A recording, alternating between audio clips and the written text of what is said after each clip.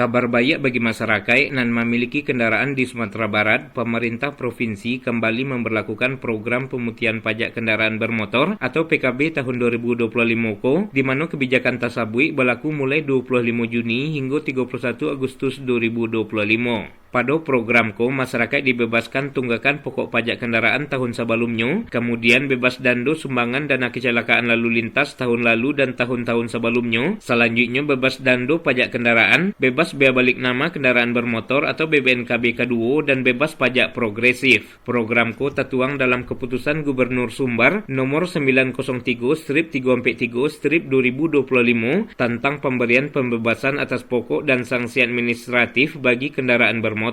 Dalam keputusan itu, Gubernur Sumbar Mahildi Ansarullah menetapkan pembebasan 100% atas tunggakan pokok pajak dan sanksi administratif keterlambatan, rincian dari program kemudahan pajak berdasarkan keputusan Gubernur tersebut, yakni pembebasan tunggakan pokok pajak kendaraan bermotor sebesar 100% kecuali masa pajak tahun berjalan. Selanjutnya, ulas Mahildi Ansarullah, pembebasan tunggakan pokok PKB indak termasuk atas keterlambatan membayar PKB atas penyerahan kendaraan bermotor pertama atau kendaraan bermotor baru dan mutasi keluar provinsi. Terakhir, pembebasan sanksi administratif atas keterlambatan membayar PKB diberikan pengurangan 100%. Program pemutihan PKB sebagai langkah strategis mendorong pertumbuhan ekonomi daerah dan meningkatkan kepatuhan masyarakat dalam membayar pajak. Kebijakan bantuan kepedulian pemerintah terhadap kondisi ekonomi masyarakat sekaligus mendorong kepatuhan pajak.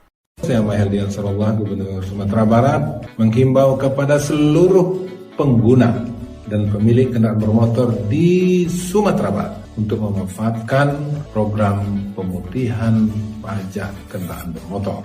Laksanakan kewajiban Anda dan manfaatkan kesempatan ini tanggal 25 Juni sampai 30 Agustus 2020. Laksanaan pemutihan ini sekaligus adalah hadiah dari Hari Kemerdekaan Republik Indonesia yang ke-80 untuk rakyat Sumatera Barat. Jadilah insan yang taat pajak demi pembangunan Sumatera Barat. Mahildi Ansarullah menjelaskan langkah strategis jo sejalan jo upaya peningkatan pendapatan asli daerah atau PAD sektor pajak kendaraan. Dalam lampiran keputusan gubernur dijelaskan ilustrasi penerapan program tersebut. Serupa misalnya apabila wajib pajak terakhir membayar pajak pada tahun 2021 dan baru membayar balik pada Agustus 2025, maka seluruh tunggakan dan dandonyo dihapus kecuali pajak tahun berjalan. Program menjadi angin segar bagi masyarakat dan selama enggan membayar pajak dek terbebani dando dan bunga. Yudi Prama Agustino melaporkan.